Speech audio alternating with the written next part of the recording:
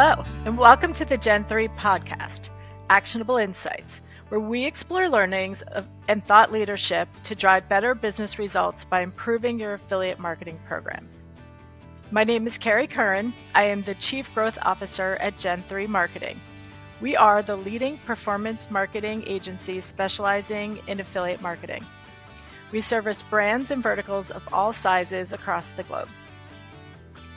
Today's episode is called Behind the Research, where we explore our first-to-market affiliate marketing industry original research paper titled High Performance and High Demand, the reinvigorated full funnel potential of affiliate marketing. Joining me today are our partners in research efforts, Linus and Mike from London Research.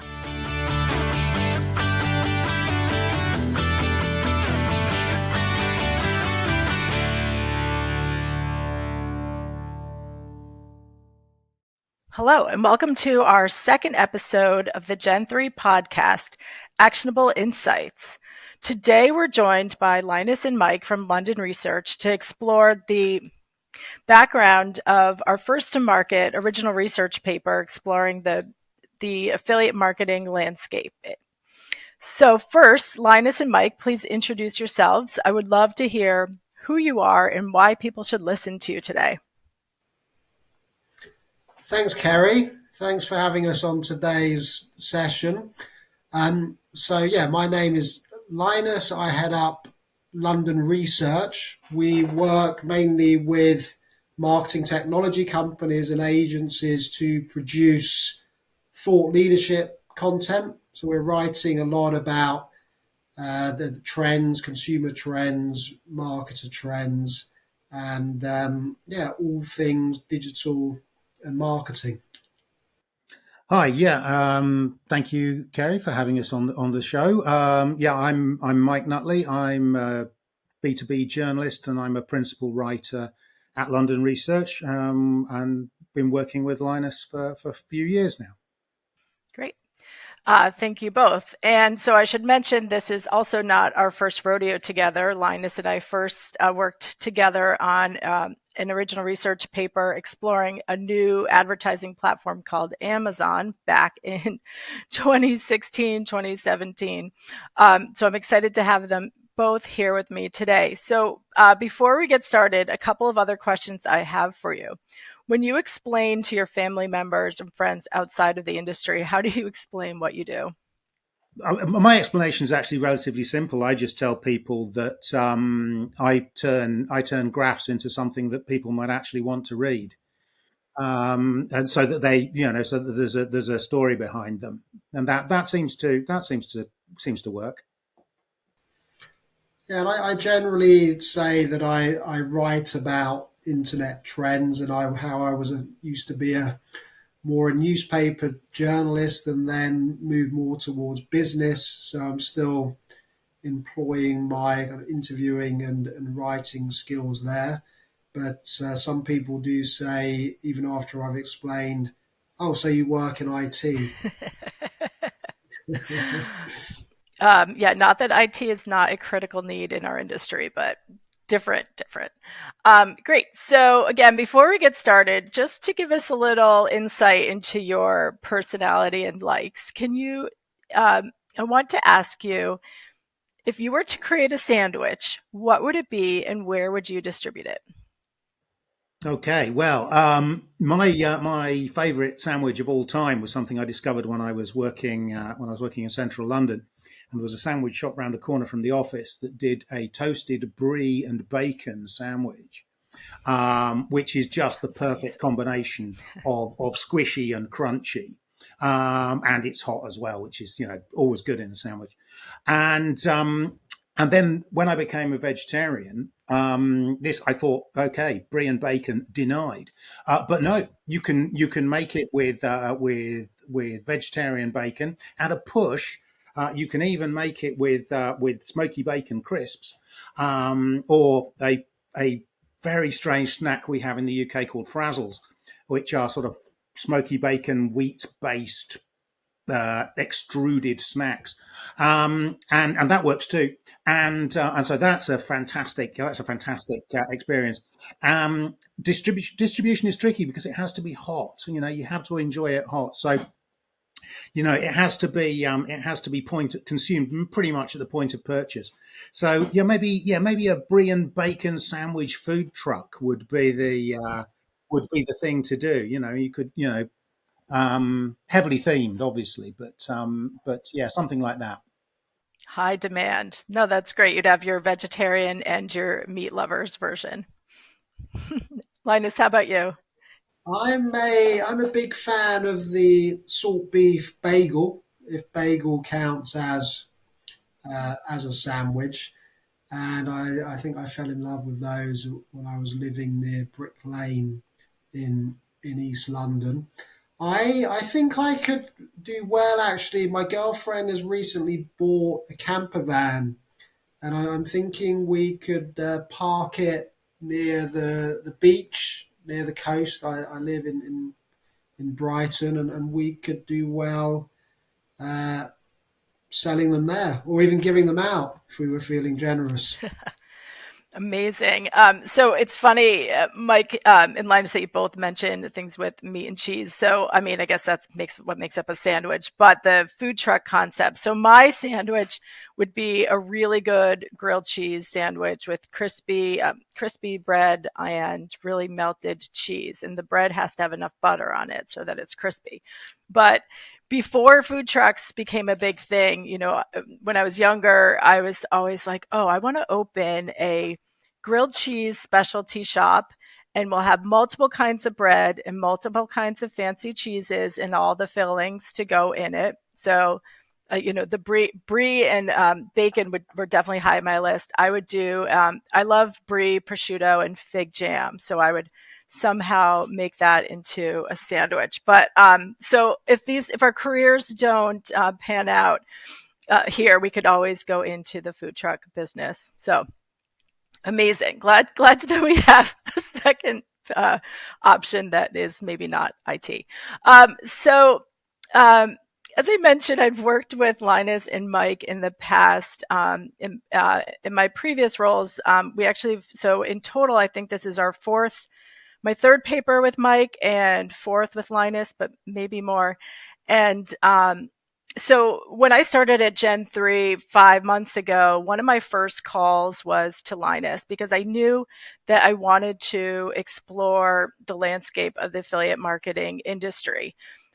The approach we've always taken together was to look at consumer behavior, marketer behavior, and kind of how are they complementing each other? How are the marketers meeting the behavior of the consumers, but also where are the gaps? And so, historically, I said we explored Amazon, we've explored digital and omni-channel and e-commerce over the years. So looking at the affiliate landscape, what I see as a little bit of an undervalued tool and for marketers to really drive customer acquisition across the full funnel, I knew we needed to kind of dive in with some actual data and research.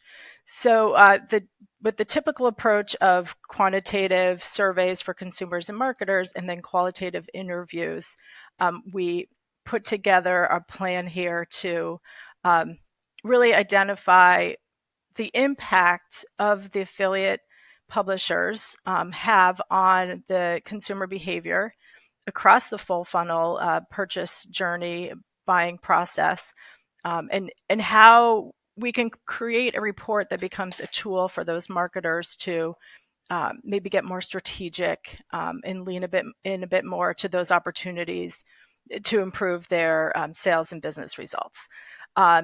So that's a bit of the background of the paper. As I mentioned, Linus was one of my first calls. Linus, can you explain a bit more about the kind of the approach and interview and research process? Yeah, I think you've described some of the methodology really well there. Thanks, Carrie. One thing certainly to mention is the interviews we did the qualitative research to complement the survey based approach we took. And what was really important, we'd all agreed, was to get a good representation from different parts of the affiliate marketing ecosystem. So we spoke to publishers, we spoke to brands, some who were on the record in the report, some wanted to be, preferred to be anonymous. We spoke to the technology providers, and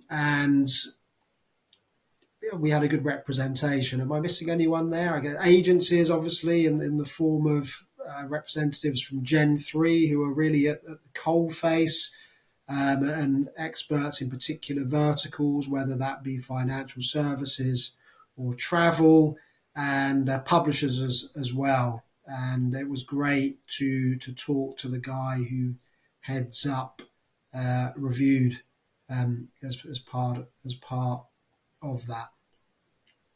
And in terms of the surveys, yeah, you're right. We did want to use an approach we've used in the past, which is both consumer surveys to get some really rich data, and be able, by having 2,000 consumers, some quite robust research across different age groups, and I'm sure we'll come on to some of the differences there. And the survey of 250 senior marketers within businesses as well. And one of the challenges was to think about how we could understand those gaps in terms of the opportunity for businesses, and how we frame the questions for consumers, and how we can then map against the different types of, for example, affiliate publishers, because obviously consumers don't necessarily talk in the same language as marketers. Great. Yep. And I know with on creating the questions, we really were looking at a variety of insights. So I know for the consumers, we were asking about not only the importance of finding deals and savings when shopping online, and the importance, but also kind of what I thought was a really key finding was how their interaction and engagement with the affiliate publishers would impact their their brand choices. So inspiration or willingness to try a new brand or product, as well as where they're seeing that. So is it, as you mentioned, with the affiliate publishers, the upper funnel, the mass media, more popular magazine sites, all the way down to the coupon sites, and which stage of the journey those were impactful. And then with the brand side, I think for me,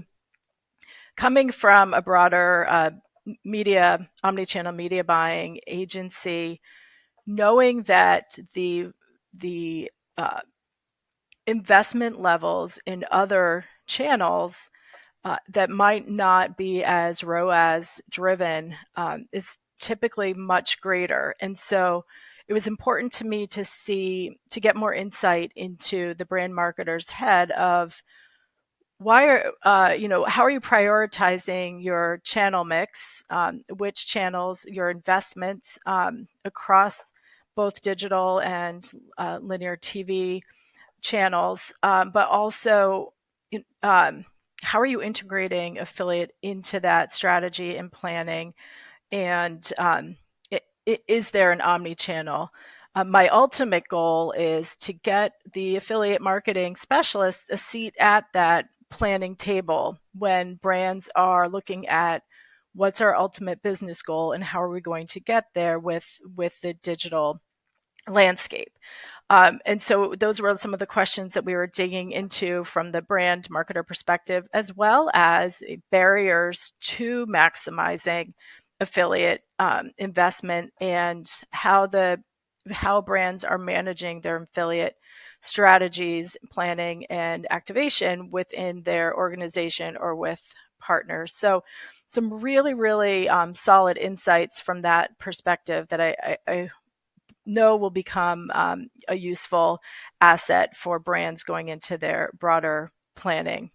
Um, Mike and Linus, overall, and maybe Mike, you can tell us, like, what was your thoughts on the data? What were your thoughts on the data as you kind of started?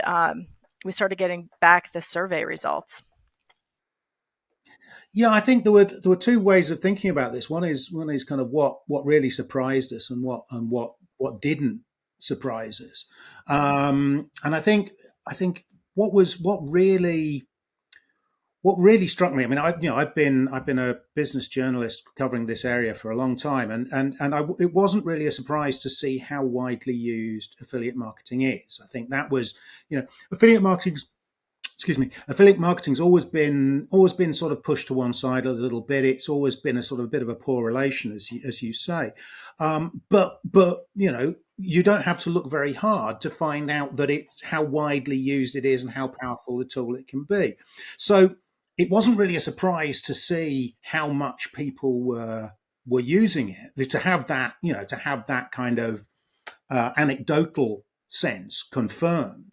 And that was yeah, okay, that's cool. But what then did take me by surprise was, despite this, and despite the fact that we had the survey respondents, the marketer survey respondents, saying that more than half of them were using affiliate marketing at the top of the funnel or mid funnel, and half of them were using it for acquisition and conversion. What we found was that only a third said that they actually regarded affiliate as being part of their omni-channel strategy, and only a quarter, in fact, less than just over a quarter, said that it was strategic. So there was this very surprising disconnect between what's actually being done, in terms of full funnel activity, and how it's perceived and how it's being managed. And that seemed to me to be something that was something that marketers should be aware of, and should be thinking about, rethinking their approach to. Yeah, I agree. Linus, what was your take on that? Yeah, I mean, thinking about the consumer data, I guess we're bombarded with news about slightly, often quite sort of gloomy economic news, and generally consumers, everyone sort of struggling with inflation, that type of thing. So it didn't surprise me how cost conscious consumers are, and how much that's changed even within the last year, and the appetite for deals across all age groups. Didn't surprise me to see that growing, but maybe the extent to which people were eager for offers and things that did surprise me a bit. And also, I was intrigued, surprised by the breadth of sites that we're using as consumers. So it's not just coupon loyalty sites. It's all sorts of touch points on the journey. It could be like a benefit site because through your employer, or because you're a student. It could be a comparison site, I guess, in the world of financial services. It could be a credit score checking site, that's often might be the start of your journey in travel. It could be everything from the brand's own websites to travel influencers to the trip advisors of this world. So it was good to see it brought to life the richness of the the customer journey. Yep, I agree with you both. I think it, that was really eye opening to me as well, and um, the there are so many touch points and so many opportunities for brands to invest and lean into being there at the beginning of the inspiration phase, whether the person is intending to purchase or not, just getting inspired to make that purchase. And then, Mike, you're saying that the gaps, I think the gaps between were surprising to me as well. I think from the inspiration stage, where you really have the opportunity to engage your target audience, your consumer, what surprised me the most was that actually the mass media publisher sites, or what consumers refer to as popular magazines, Vogue, Good Housekeeping, Better Homes and Gardens, GQ, uh, when they asked about those types of sites, those were actually favored 60% more than the retail media marketplaces.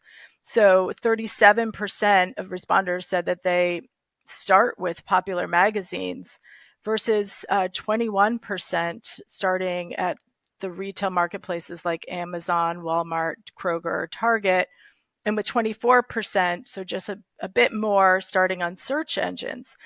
And so to me, that's demonstrating a need for that broader media mix. We, being in the industry, we know retail media networks are the hot topic, and brands are scrambling and tripping over themselves to make sure they're present. But what our data shows is that those are the most popular destinations for purchasing. But if you want to introduce a new customer or a returning customer to your brands and products, you really do need to be part of the affiliate publisher networks or publishers, and in a more broad reach approach. So that to me was interesting, because all 2,000 respondents to the survey reported a fair percentage of starting their journey on affiliate publisher or publishers with affiliate links, whether it's just information, reviews, deals, discounts.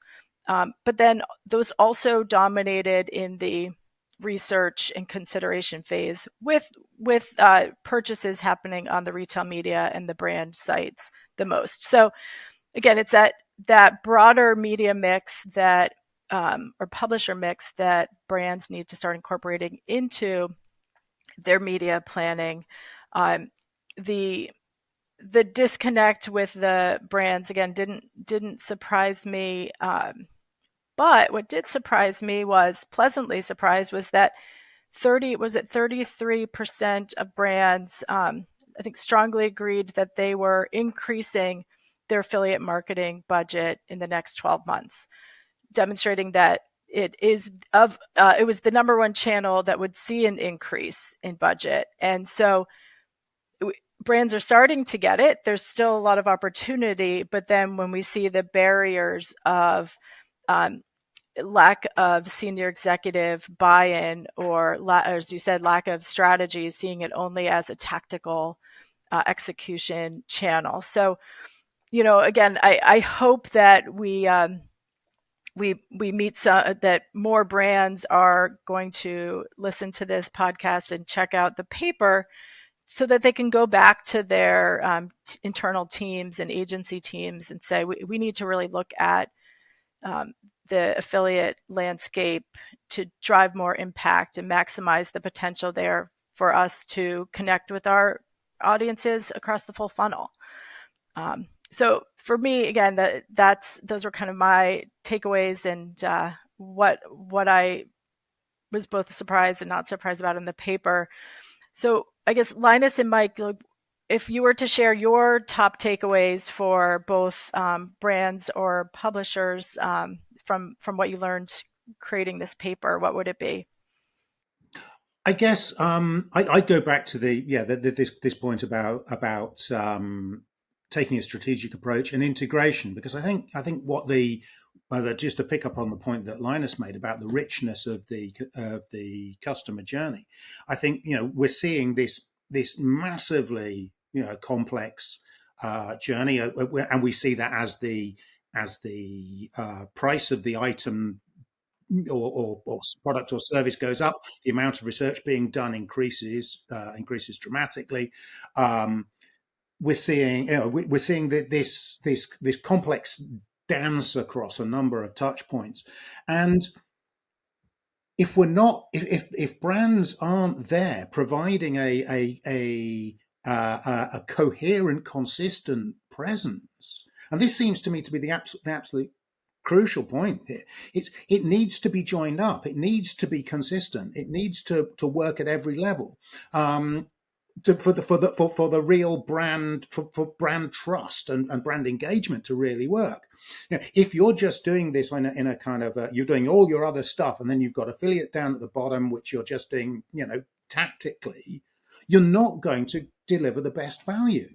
It's got to all tie together. You've got to understand, as a brand, you've got to understand that your what you can deliver on your own properties is only a small part of the entire journey. You've got to identify all these other touch points, whether it's inspiration the inspiration stage, or whether it's further down the funnel, and you've got to tie them all together with meaningful resource and content that delivers this coherent, consistent brand experience. And that seems to me to be the thing that I would offer to brands and marketers as being the key lesson from this. Yeah, definitely agree there. And Linus, how about you? Yeah, I mean, I would reiterate certainly what Mike's saying about the need for a more sort of strategic, integrated, holistic approach, and that obviously straddles everything from the technology and data and metrics through to content. It means a more thinking more full funnel. So the education piece is really important. So the champions of affiliate marketing within the businesses or within agencies really need to make sure that senior leadership within companies understand how affiliate marketing has moved on, and it's not just about the last click players and the discounts. They're certainly important, but it's not just about the sales. It's about the opportunity for top of funnel awareness and brandings. See the range of affiliate publishers there are now, the whole performance PR piece, commerce content. There's affiliate marketing is now encompassing quite a broad range of sort of sub channels or discipline that all need to be considered and understood. But the end goal is really still about performance marketing, and hence people should be listening within the business, and less wedded to, I guess, traditional digital channels, if that's not a contradiction in terms, but the sort of paid social and the display advertising and the search, instead of pouring all your budget into the sort of Googles and Facebooks, and I guess even increasing the Amazons of this world. It's how do you leverage affiliate marketing, and how do you get more budget for more effective performance? Yeah, and just to pick up on that point, I mean, we did actually find that the biggest barrier to increased use of affiliate marketing is reliance on existing channels. So it suggests that the highest levels of the business, affiliate marketing has an image problem. It has or an understanding problem. And that's something that needs, as Linus says, that's something that needs to be addressed by the champions of the channel. Yeah, I agree. I've been saying that for a while, that the affiliate marketing industry needs a major PR campaign to so hopefully this is one step in the right direction, because again, as Linus and Mike, as you guys said, with the performance aspect of it, it's the always positive and guaranteed results of a positive ROAS and return on investment, um, coupled with the control of where they're going, or what they're seeing when they go to these sites, and that you own the customer relationship when they purchase through your site versus when they're purchasing through the third party retail media sites. Once they come to your site, you start building that relationship with them for loyalty, and increased lifetime value, which is going to be increasingly important when the cookies finally go away. So I think it absolutely across the board, there's so much potential and untapped potential. And I think that the brands that are really going to efficiently and effectively move the needle on their new sales and new customer acquisitions, new account opens, new bookings, are the ones that are going to look at affiliate with a strategic lens. And I think that's what this data really supports. Uh, and so from that, any other kind of key ideas or takeaways you wanted to share? I think on a more granular level from the research in the consumer survey, and I think this underscores the importance of brands really understanding their target market. We found there were some quite big differences between the over 55s and under 55s. Not that the threshold is necessarily 55 when you become old, but it was the elder demographics were a bit more skeptical and less trusting of different types of information source, a bit more skeptical about sponsored endorsements, recommendations. The younger demographics, it didn't seem to make that much difference to whether they trusted information. That's not to say the elder demographics aren't interested in deals. We know from the research they are, but there's some nuance around the approach that needs to be taken. For sure. So, Linus, one of the things we've talked about is how important this type of research is to industries and learning more about consumer behavior. So, how would another brand or agency or other entity kind of connect with you if they want to get involved and explore their landscape with you? Yeah, please do reach out to us. I mean, we work closely with a range of clients. I think the important thing is to sort of understand the goals and objectives, which areas or sectors or disciplines do they really want to, I guess, own in terms of thought leadership, and work together to come up with an original research idea that will be of interest to their target audience, really. And there's a decision in terms of the type of content and outputs. Do they want more? Comes back to the funnel again, to the top of funnel kind of trends research, or do they want very sort of pointed sort of buyer's guide type output, or sort of vendor comparisons if they're in the technology world? What's I think is great about the report we've done with you at Gen 3 is that it covers the trends, but there are also some actionable recommendations. And yeah, hopefully we can continue to work with Gen 3 and other technology companies and agencies moving forward. Excellent. Great. Well, we'll be sure to include information for London research and how to reach you in the description here. So Linus and Mike, thank you so much, both for your partnership and the patience throughout the process, but also for taking the time to share your thoughts with us today. Yeah, definitely look forward already to next year's paper where we explore the year-over-year trends as well. Hopefully we'll see a major uptick in the brand prioritization of the affiliate channels. But thank you so much. And hopefully we're encouraging everyone to download the paper to learn more about the details. So thank you both, and we will talk again soon.